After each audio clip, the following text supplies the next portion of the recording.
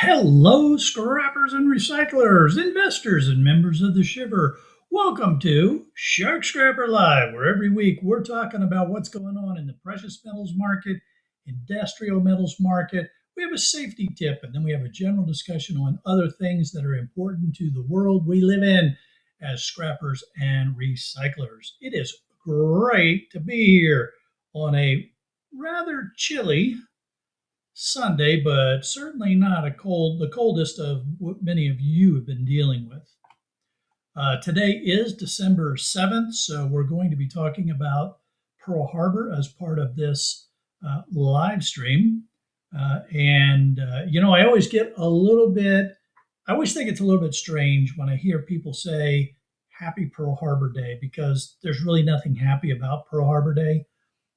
Remember Pearl Harbor, fine, Pearl Harbor tributes, those kind of things, perfectly appropriate. But sometimes I think folks just aren't quite sure the right way to address that. All right, well, let's see. Who do we have in here? We have Scrapping Irish, Roger at CU Scrapping, Richard Holbert. Welcome, everybody. Great to have you all here.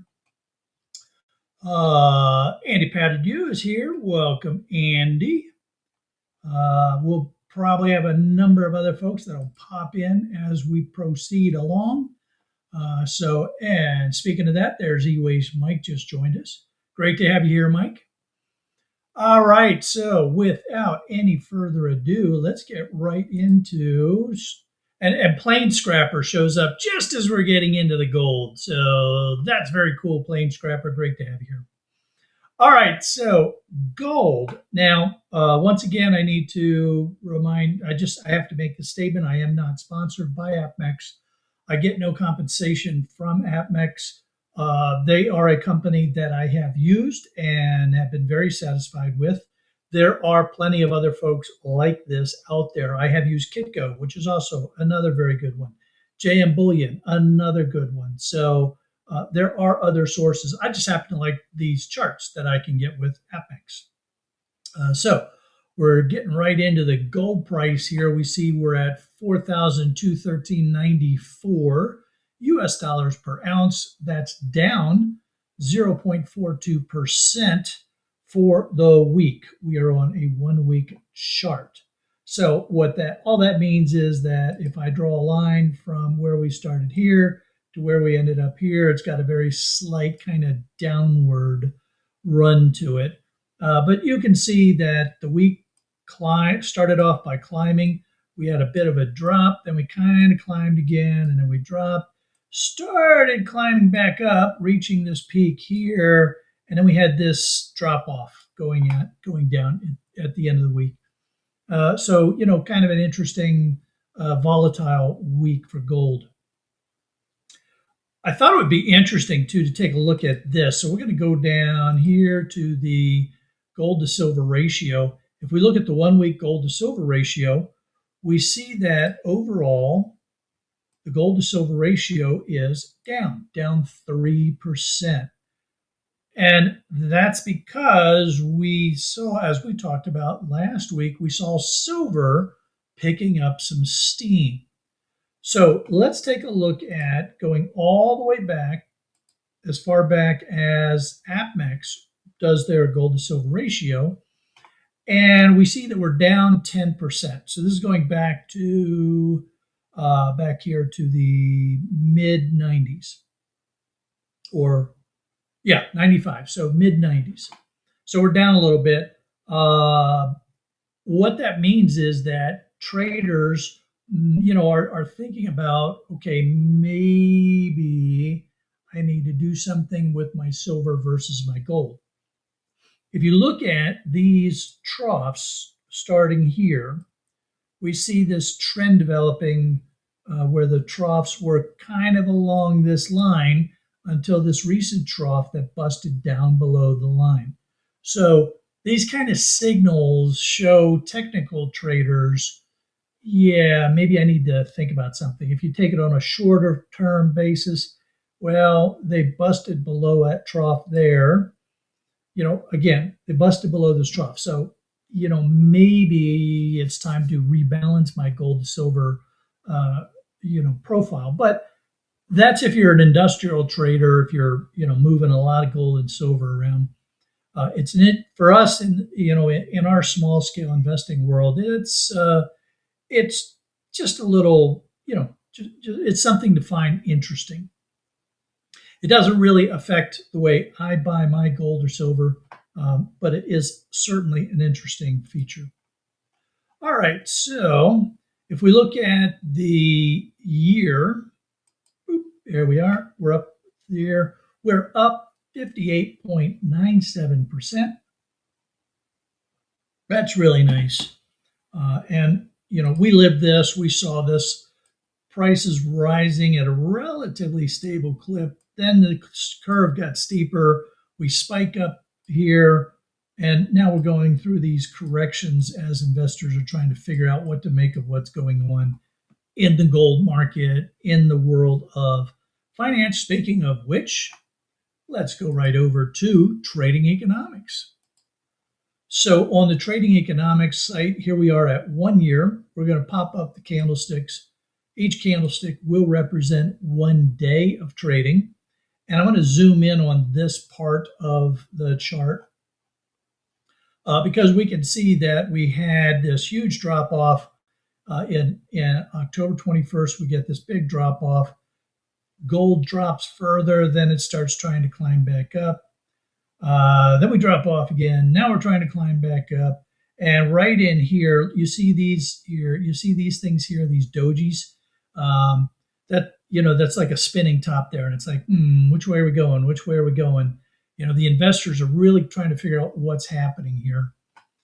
If we look at the actual discussion, we see that gold settled in for 4,210 per ounce on Friday, close to its highest level since October, which isn't really saying much since we're, early December here. Pairing an earlier rally as a string of U.S. data reinforced the case for an imminent Fed rate cut. Now, remember, when the U.S. Federal Reserve Bank cuts interest rates, investors are more inclined to go into precious metals because they're not going to lose the money that they might otherwise get if they had invested in interest-bearing type products. You don't get any interest from gold. It's all about the money, the money that you make when you buy or sell, or the money that you lose when you sell, depending upon what happens with the market. So you don't get any interest out of precious metals, but you have other interest-bearing accounts. So if the interest rates are down and going down, investors are more comfortable going into precious metals. Add to that just a lot of conflicting economic data and guidance, plus other weird signals going on in the world, and investors are going into precious metals. I mean, we've talked about this a lot. It is the common theme that is driving what we have been talking about for months now. The combination of economic uncertainty, Fed rate cuts affecting investors going into gold and keeping those prices up. Now, so here's an interesting thing. It's like I get these questions every now and then. All right, so are you going to buy gold? Well, $4,000 is quite a bit of money for someone to, drop to get an ounce of gold. So, well, why don't I just get fractional gold? Well, the problem with fractional gold, and here, let's pop back here to, let's go back here to APMEX. Let's go up to gold. Let's take a look at gold and gold bars and rounds. Let's go by weight. You can see there's lots of different ways that you can buy gold, right? A gram, 5 gram, an ounce, 10 ounce, a kilo, a quarter ounce, a tenth of an ounce. And the issue becomes when you start buying these fractional gold pieces, the premiums go up a lot. So it's not at all uncommon for premiums on these fractional pieces to be in the 20 to 30% range. Now, for some people, that's fine because they just can't afford to buy a whole ounce and they do want to get some gold or some silver. And so they accept that premium. For other people, it's like, yeah, no, I'm not going to do that. It's just not worth it to me. So be careful when you think about buying fractional gold and really, really, really pay attention to that premium because um, on fractional quantities, it can get insane. Let's see, what kind of comments have we had from folks on gold here? Wait a minute, I'm going to go over. Oh, we didn't do the forecast. Come on, Shark, pay attention. So here's our forecast. I will draw your attention again to this part of the chart. And we've got a nice climb here. It's not terribly steep, which is good. It is a nice kind of comfortable line slope to that line, which is good. We don't see a correction note on here, so our signal, so that's pretty good. And it looks like over the course of the next 12 months, we'll get to 4,465.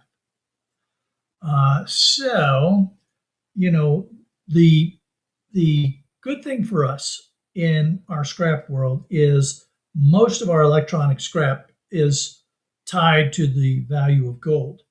Our circuit boards, our RAM, our CPUs, they all have gold-bearing material. Therefore, the price of gold is what drives the price of our scrap. When we see these nice, smooth increase lines going on like this, then we have some pretty good comfort factor in process my gold, gold-bearing E-scrap, get it down to the boards, however I sell it to, whoever I sell it to, but don't panic.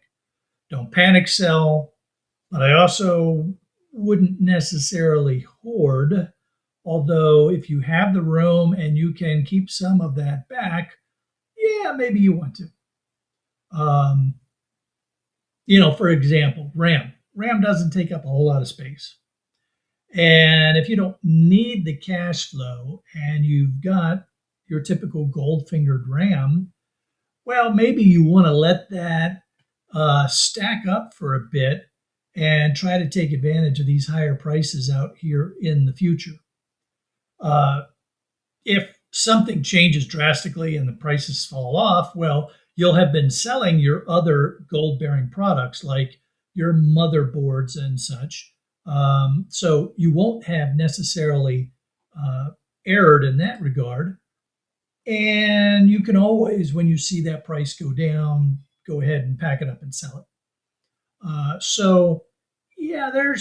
There might be an argument that says maybe we hang on to our smaller gold-bearing material like RAM or CPUs, trying to take advantage of that future price.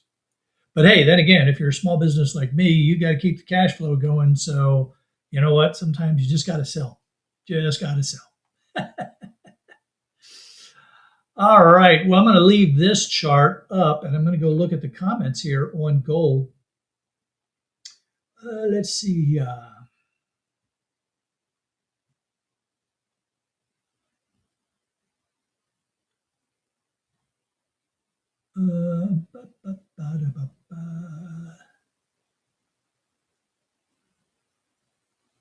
I'm trying to get back up to where I was here.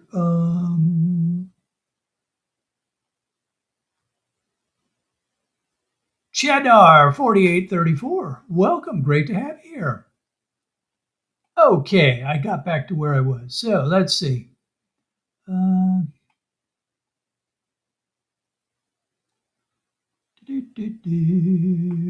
Kerosene Cucumbers in the house. Welcome. Great to have you on board again.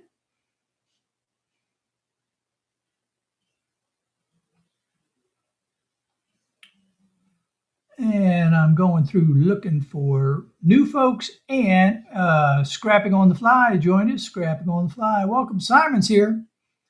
Welcome, Simon. Great to have you on board. And America's favorite hoarder, Sabin Sangfier's copper is where silver was 40 years ago. Will the result be the same? It's interesting because copper is such a we're going to talk about copper. So you know what? Let's hold on until we talk about copper because we're going to get there.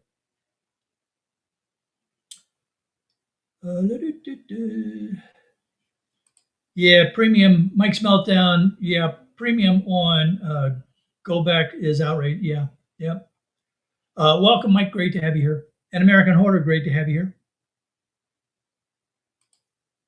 Plain Scrapper saying $5 40 years ago, fairly close to what $40 is now. What I get there. One of these places I can run comparisons between the U.S. dollar, so that's always an interesting thing to do.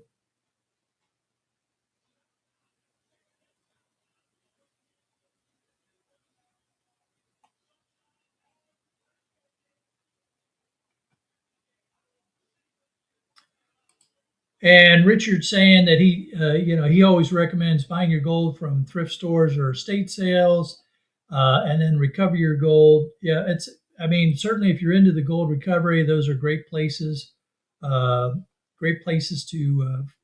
Well, you got to be really careful too. I mean, I've gone to some estate sales where I don't know if it was the people running the estate sale or the owners of the stuff, but they were just asking insane prices for some of the stuff that they had. So you got to be a little bit careful with the estate sales. Now you might be able to bargain a little bit, but yeah, you got to be really careful because sometimes people think that what they have is much more valuable than what it really may be.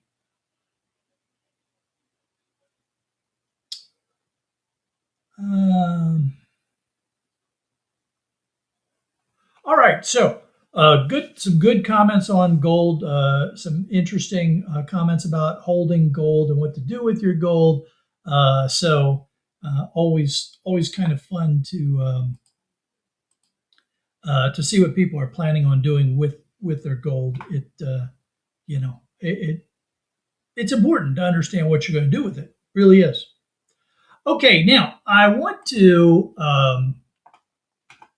I've gotten some questions from a few folks, so I thought it would be, instead of having a safety discussion that was based on an experience or a safety issue that I observed, I thought it would be worth addressing the question: why do I do a safety note in the Shark Scrapper Live?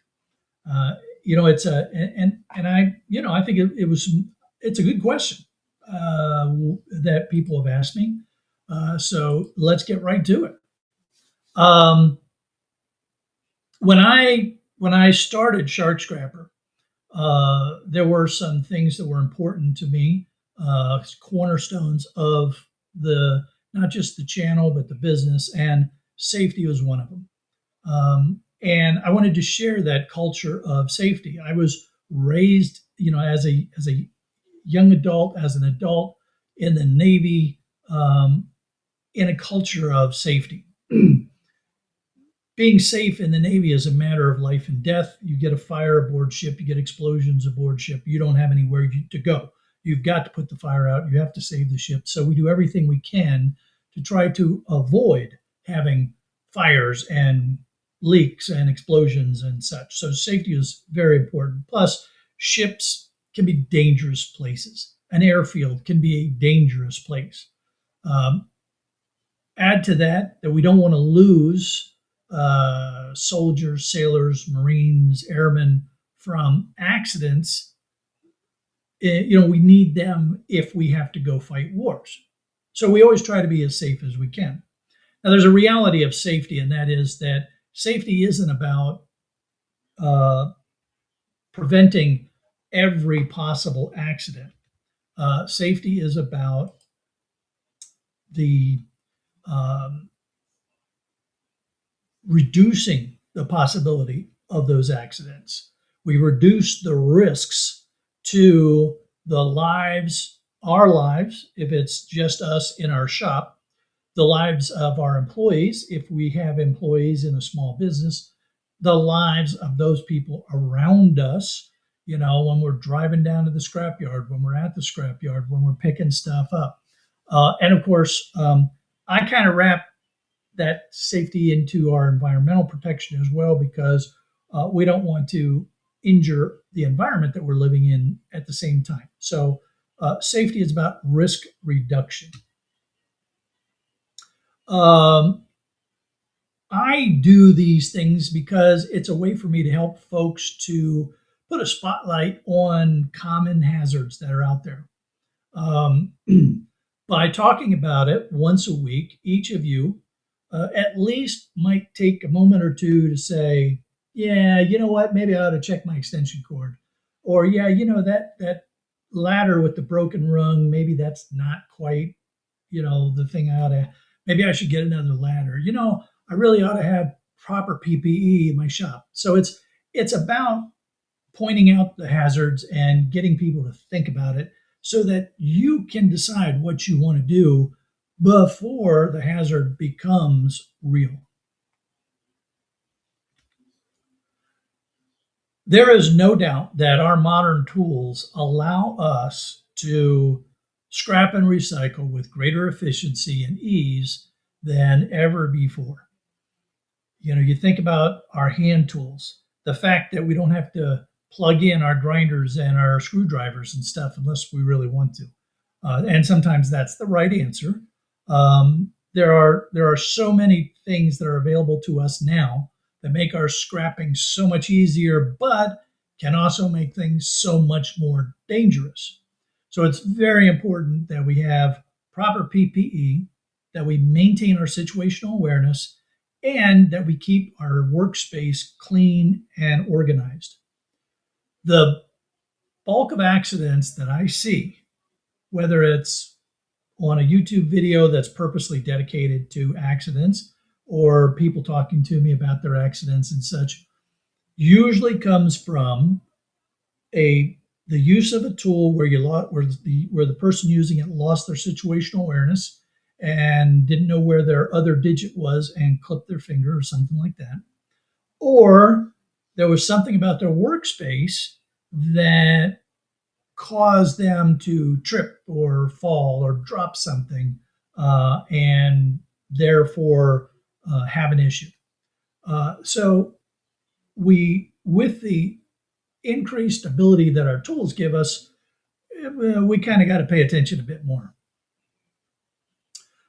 So this ugly mug does the safety and training because, I want to do what I can to help my community, the scrap and recycling community, to be more aware and help prevent the injuries that, that we don't have to suffer. We really can avoid a lot of the injuries that we come up against if we're careful. And of course, there's also the issue of regulatory compliance. As a small business, we have to follow the same rules that any business follows. You may be a single person operator and you may think to yourself, well, I don't care about, here in the US, OSHA rules and things like that. But, as I put out in a couple of videos, the fire department has come to my business. They have checked my space for fire safety, for safety.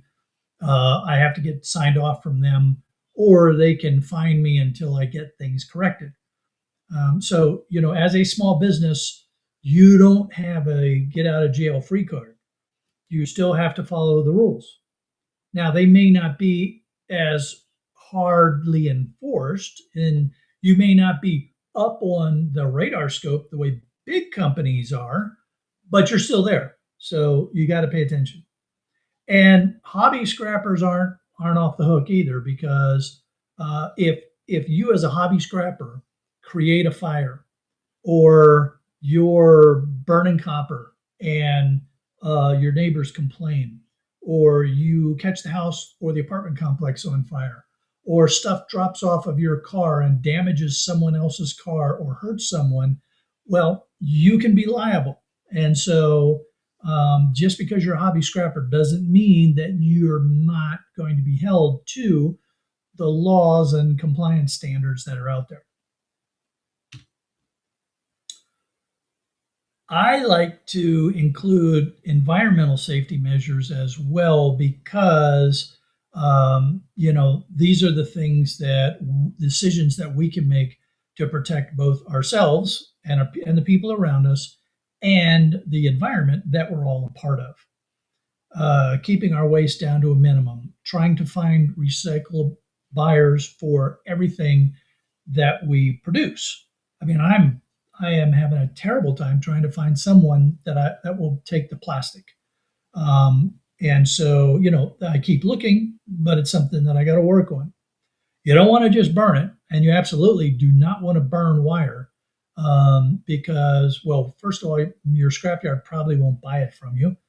Here in the U.S., just about every state has restrictions on scrapyards purchasing burnt copper wire. And yes, the yards can tell. Plus, when you burn that insulation off of the copper wire or any of the plastic waste that you have, among the many chemicals that are out there that you're likely breathing in is cyanide gas, plus a whole plethora of other really nasty things that you're putting out in the atmosphere. So avoid the danger that you're doing to your environment.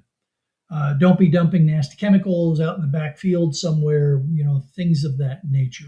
Think through those things ahead of time and take the appropriate precautions. So that is why I do these safety discussions. And if only one of you does something that prevents yourself from getting hurt, then we've done well, and I'm happy. It's one of those things where we'll never be able to prove a negative because we don't know if you would have gotten hurt otherwise. But it's just an important thing to me to try to do what I can to help this community that I love being a part of be a little bit safer. Oh, let's see here. What kind of comments have we had on safety?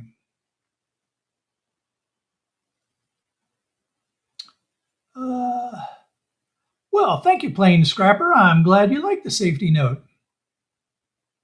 Yeah, Ian's shed is going to be one of those going to be one of those challenging places, right? uh, yeah, I mean, in a joking sense, Darwinism does work, right? So, yeah, it's and I laugh all the time. I say to myself that somehow I managed to survive being a teenager. But on a serious side, there's really no reason for us to make the mistakes that we can avoid.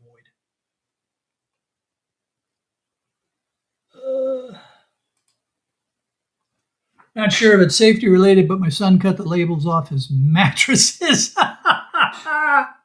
I think that those labels only have to stay on until you own the mattress. I think you're allowed to take them off once you own the mattress.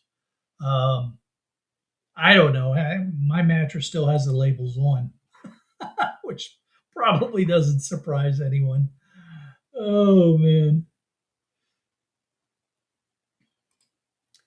Roger saying that when he owned a wood shop, he would have weekly safety meetings, and we did that because the biggest cause of accident is complacency. Absolutely. Absolutely. You get in that routine, you're not paying attention, and you get hurt. Roger, when I was the chief operating officer of the small logistics company, where we had crews that were loading and unloading cars on the Amtrak auto train, we did safety briefings every day before the shift. We had everybody show up an hour early before our contractually starting load time with Amtrak, and that hour was spent for necessary admin and safety briefing. So it's absolute, and we paid everybody. They were on the clock because that's how important it was. So yeah, it's very, very important that in business you have a daily, a weekly, whatever the schedule is for your safety briefings. And maybe this serves as our community safety briefing. Once a week, we do this talk, and everybody gets their safety briefing.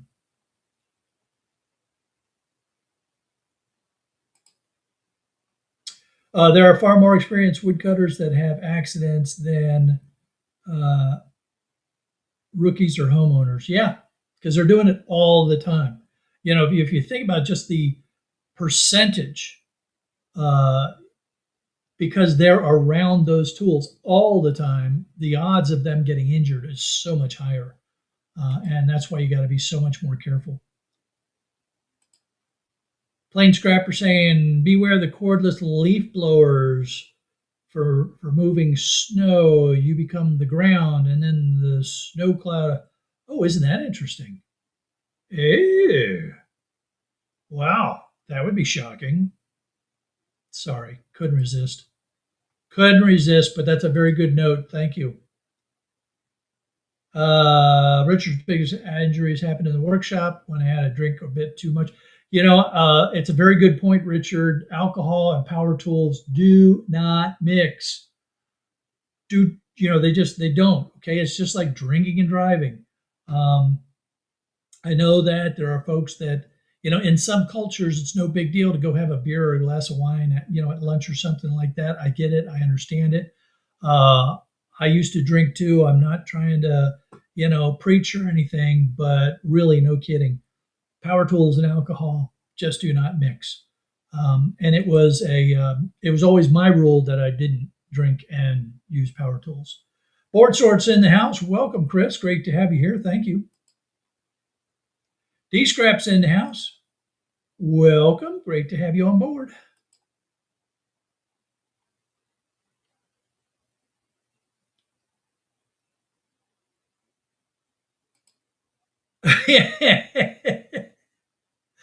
Well, it wouldn't be a novel, right? It might be a biopic, but it wouldn't be a novel because it would be the truth. Yeah.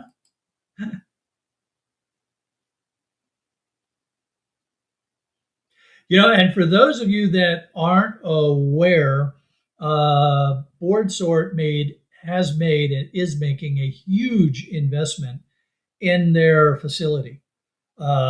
Huge investment. They're building a brand new building.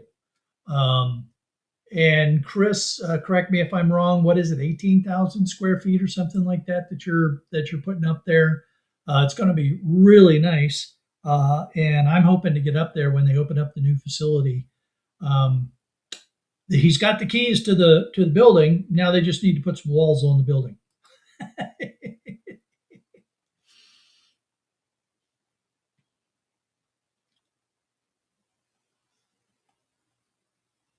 All right. Well, good discussion on why we're doing safety. Okay. Yeah. 18,000 square feet. Awesome.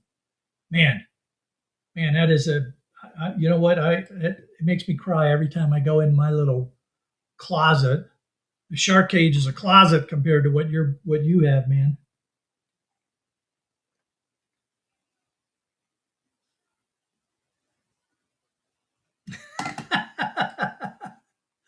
Yeah. Yep. I remember those days. I remember being young and dumb. Okay. Well, hey, really good discussion. It is time for us to get on to copper. So let's get on over here to copper. And we're on the 1-year chart here. Here we had this huge dip in copper back in July. I think we all remember what happened there. And then copper has been slowly digging its way out over time. Lots of churn, lots of volatility, but generally an upward trend here. Let's get the, from where we bottomed out after those announcements to where we are now, we're doing pretty good. But we've had quite a bit of churn in there. If we pull up the candlesticks, And we zoom in on this period here from that announcement. So we had copper crashing here, and then we can see all these green and red candlesticks as investors try to figure out what's happening, where are we going, what's happening, where are we going. But there's something else layered in here. And this is important to the whole discussion of copper. Copper, as we all know, and I get it, I'm preaching to the choir here. Copper is a hugely important industrial metal in our modern society. You think about AI data centers, all the energy that's being used, and between copper and aluminum, all of that energy has to get from the plants that are making the energy into those machines that are doing all that AI work. And so that just requires a lot of copper and a lot of aluminum, copper in particular. Plus, we got copper in so many other things, in the world of electrification. Copper futures rose in the U.S., hitting their highest levels in more than 4 months, mainly on ongoing supply disruptions. There was also, and a couple folks sent me. It's funny when folks send me these notices during the week. Hey, did you see this article? So thank you all, and please keep doing that because it's really easy to miss all the articles that are out there. But there was a huge withdrawal of copper from the London Metal Exchange warehouses, which signals that industrial users might be a little nervous and they want to get that copper in their own hands, preparing for the year ahead. The U.S. administration may or may not add refined copper to the tariff lists next year. That could throw another huge monkey wrench into things. And so that's causing a lot of movement of copper. And we have supply disruptions from mines across the world. The Democratic Republic of Congo had some problems. Rio Tinto raised their forecast. Others have dropped their forecast. So, you get these accidents that can shut down the mines. A lot of copper mines are in geopolitically sensitive areas. That can cause some disruptions. And so you've got this back and forth going on there. And of course, the Federal Reserve decisions also can have an impact on what companies do when it comes to buying and holding the copper.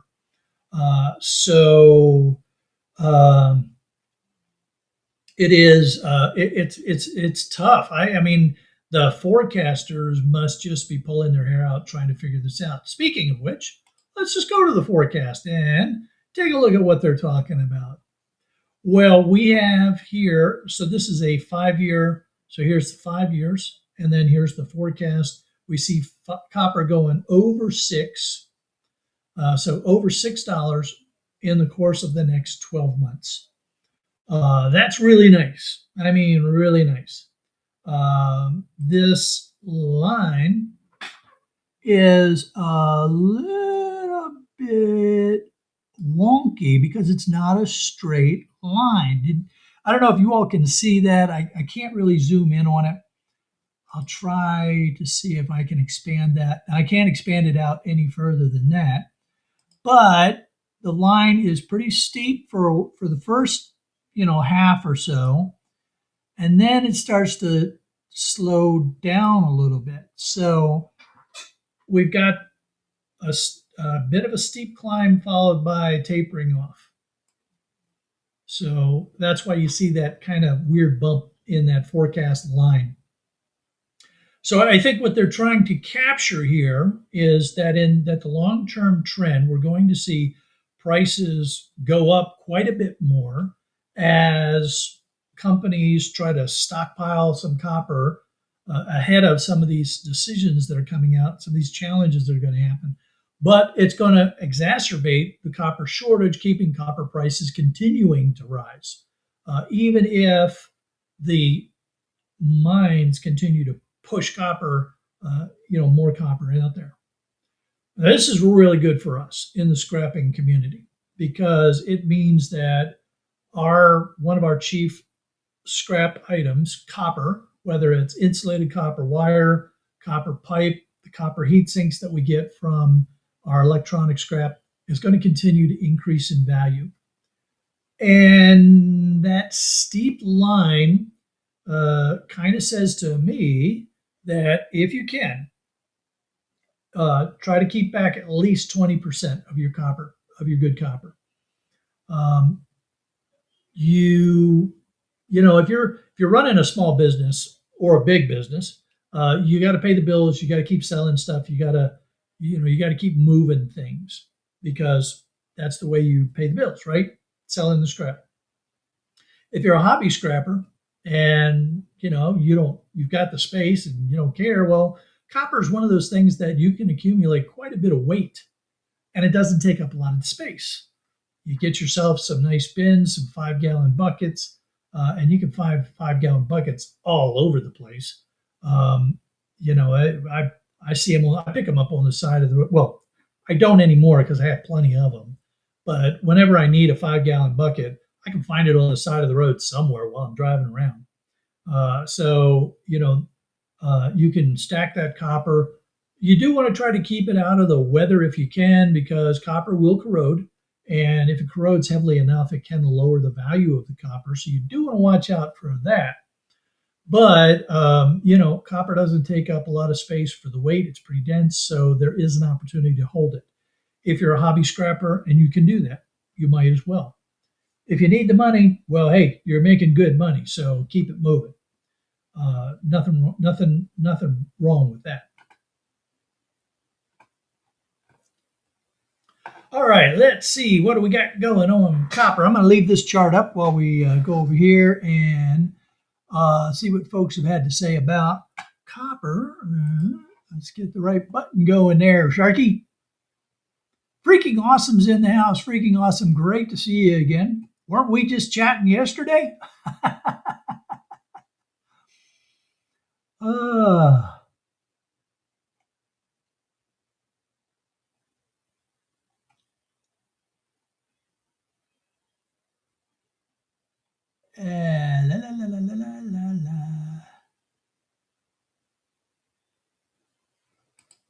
Board Sort's responding to a question from Richard Holbert, who asked him if they refine their metals.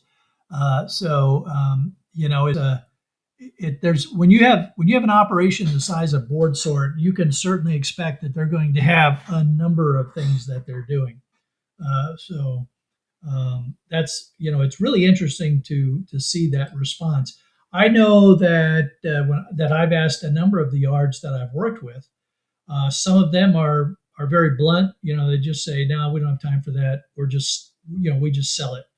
Others, they kind of give a wink and a nod, and they don't really answer the question. So I appreciate Chris letting folks know how they're doing it.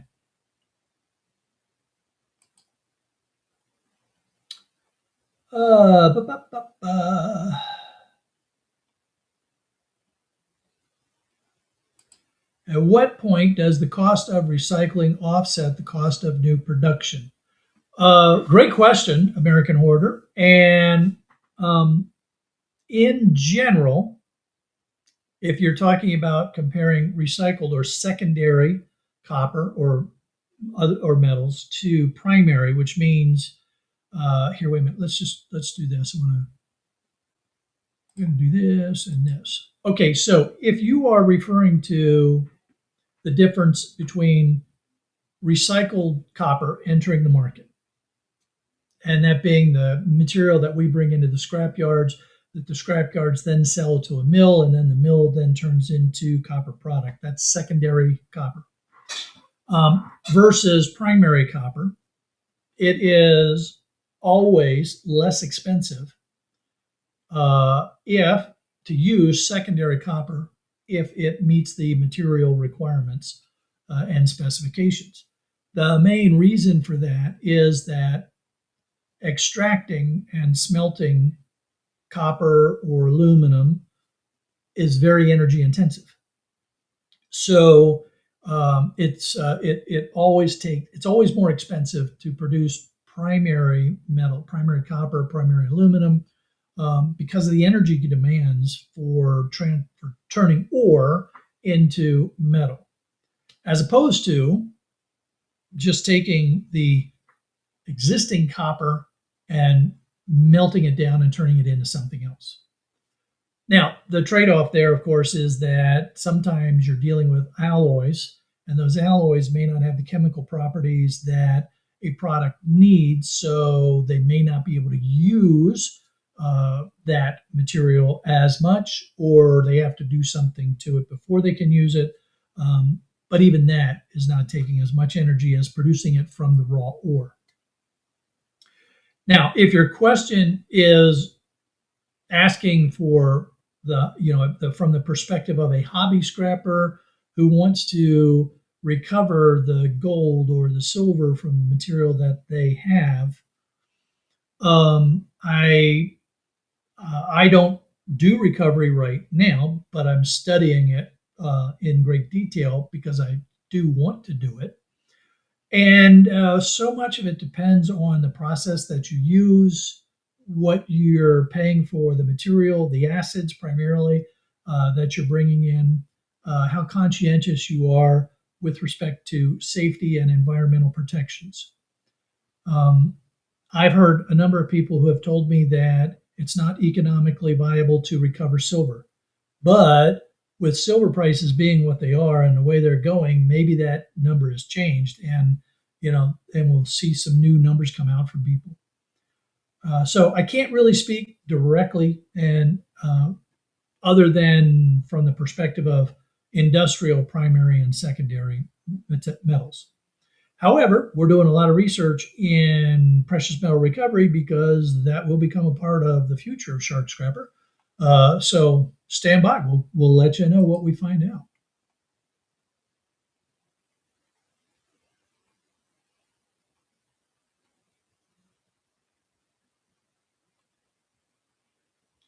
Well, we got some folks talking about prices here. I got $385 for my number 2 on Friday. The yard is paying $405 for Bear Bright, which is the first time in their history they paid over $4 a pound. Whoa, awesome. Very awesome. Yeah, I haven't taken in any copper for a while, but I need to. So it'll be interesting. I'm going to try to get in. Oh man, there's a lot going on this week, so I don't know if I'm going to get a load in this week, but we'll see. Freaking Awesome has 20 big recyclers here in San Antonio. None can still get it together as far as what boards are worth. Interesting. Very interesting. I would have thought that they would have been able to figure that out by now. It's not like it's anything new to the big recycling companies. Richard's filling his 7th bucket of copper, keeping it inside so it doesn't go green. Yep. D-Scrap is holding a bucket of Bear Bright, very cool, and selling the lower grades. The scrapyard is so cheap compared to its worth, might even auction it off. Yeah, that's another one of the things that folks have talked about. Scrapping Irish talks a lot about it. Taking the copper, melting it into bars, and then selling those bars on eBay or Marketplace, because there's a lot of folks out there that will buy the copper bars for quite a bit more than they would buy other copper scrap. So that's certainly an option if you want to go down the melting road. Mr. Matthews is in the house. Hello, sir. Great to have you here.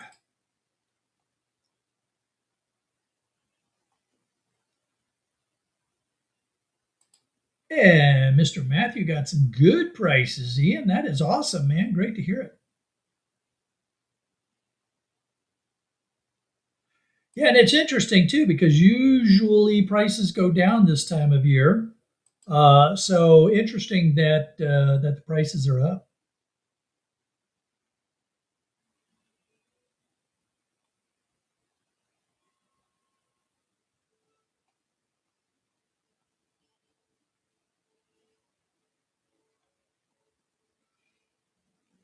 All right, and some folks talking with Ian. Very cool. So I have something very interesting now to talk about. It is Pearl Harbor Day, and I wanted to honor Pearl Harbor Day, but I wanted to do so in the with the respect to the way we look at things as scrappers and recyclers. I was stationed in Hawaii for 5 years. My assignments, the two commands that I was at, we were in what was called the Makalapa compound, um, literally across the street from Pearl Harbor. I was there a lot. And when I was on board ship, I pulled in and out of Pearl Harbor many times. It's always a deep feeling of respect when you salute the Arizona as and render honors to the Arizona when you enter and leave Pearl Harbor. It's just it really gets deep inside you. But I wanted to take a few minutes and look at the salvage history that went on after the attack on Pearl Harbor. Now, this website is a government website. This is Naval History and Heritage Command. Anybody can get to it. You see the address is up here: www.history.navy.mil, and you'll see all kinds of cool things that they have about U.S. naval history. Um, but I just really wanted to share some of these images and talk about the salvage operations that went on. We're going to take a look at the Nevada real quick here. I actually knew the officer who was the officer of the deck that drove the Nevada, got the Nevada underway uh, during the attack, and then made the very smart decision to run her aground. A very interesting man, just amazing stories uh, that he shared with me over time. And on this website, you can go in and see these great images. This was a coffer dam that they shaped to match alongside the ship so that they could cover the hole, seal it, make it watertight, pump the water out, clean up everything that was inside. And the stories of the challenges that they went through to get these things shaped properly, deal with the mud and such, just amazing stories and amazing engineering that went on. Here we see the let's see, this is a dredging crane barge, and several tugs worked to remove the large temporary patch after they had gotten the Nevada ready for sea again. So, I mean, look at the size of these cranes. It's just amazing what they did. Um, Here's another interesting one. With making the patches. I want to go back up here now, and we're going to go back here. And, some of these ships had to be flipped back over. So here's the Utah. Oops. Nope, that's California. Here we are. So here's the Utah. And what was really interesting when I was stationed in Hawaii was to go to Ford Island, and you can still see some of these. Here, let me get this. You can still see some of these. Let me make that line bigger. So you can still see some of these structures that they had on Ford Island that then had cables run out.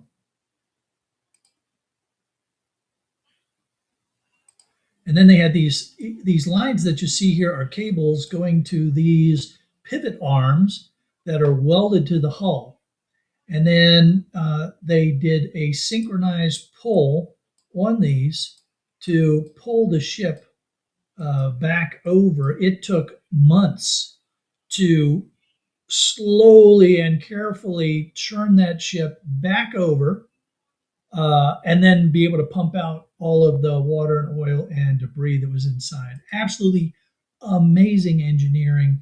And if you ever get to Pearl Harbor, I mean, if you ever get to Hawaii for a vacation, you definitely want to get out to Ford Island. It's open to the public. At least it was when I was last there. You get to see a lot of these historical sites. And when they reopen the Pearl Harbor tour, you'll want to go out and get on the Arizona. I think right now they're doing some rehab work on the Arizona.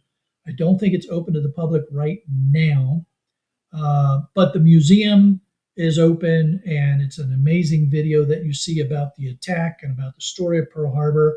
There's a World War II U.S. submarine that's there. So there's a lot of history, even if the Arizona isn't open yet, that you can see. Here's another image of the flipping operation going on. So just some amazing salvage work that was done as a result of the attack on Pearl Harbor. Let's see. The USS Downs, that was a destroyer. I mean, look at the condition of this destroyer. She was in dry dock, if I remember correctly, and at the time of the attack. And here, just I mean, that this ship is leaning over on this ship. The dry dock is flooded. Think about the effort that had to go into fixing all of this, getting that ship righted again, conducting the repairs on it. Here's they've emptied out the dry dock. They've got the ship upright. They're doing the repairs on it. And they when they were cutting away a lot of the sheet metal and stuff, they didn't just chuck it somewhere. It got stacked up and reused as much as possible. So the guns that were removed from the battleships were repurposed either back onto those battleships once they were returned to surface, or they were reused on other ships. So there was a lot of recycling of the guns and a lot of the material and stuff from these ships as well. So it's just an amazing story of the scrapping and the salvaging that went on after Pearl Harbor. And if you ever get a chance to see some of the videos that are out there, there's a number of channels that do the history of the salvage operations from Pearl Harbor. It's amazing the things that went on. There's another name associated with the salvage of Pearl Harbor that we all remember, Rickover. He was instrumental in a lot of the engineering that went on in the salvage operations. So it's just an amazing story of how we salvaged and put so many ships back into operation again after the war. I believe that is a fitting and appropriate way for us as scrappers and recyclers to remember Pearl Harbor and the tragedy that befell our country and our allies as well. Those of you in Britain, throughout Europe, we all came together during this war to defeat the Axis powers. And this was a major milestone in bringing the U.S. into the war. Excuse me.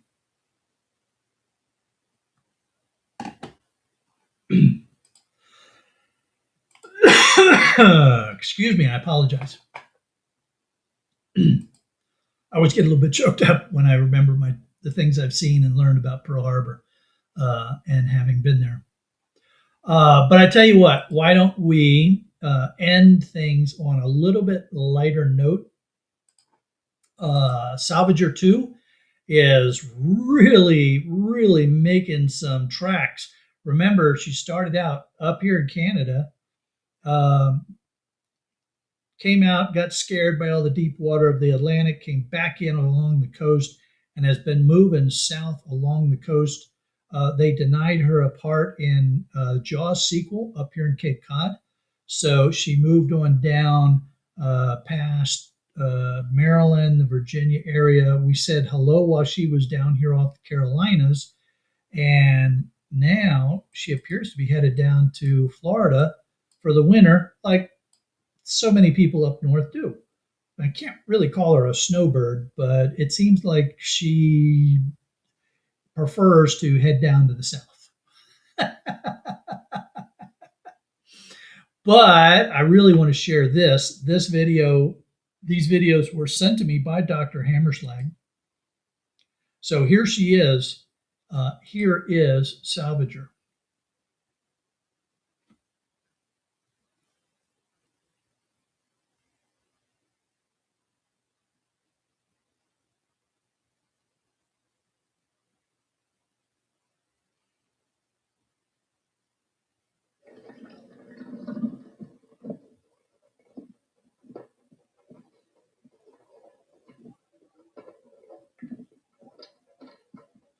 And if you look very carefully in these videos, you'll see the tag on her dorsal fin right there. So let me back that up. So there's the tag on her dorsal fin that is allowing us to keep an eye on her.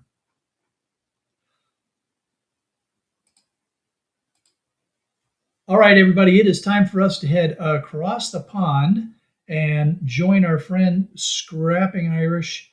And if you have autoplay enabled, you will be automatically redirected when I end this stream, because I did get that set up right this time. So I look forward to seeing everybody over in Ireland. We can keep talking about all of the work that went on at Pearl Harbor. We can talk about Salvager. We'll be able to talk about pretty much anything you want over on Irish's stream. Well, not quite everything. I know that some of you, never mind. I'm not going to go there. I'll see you over in Ireland. Take care, everybody.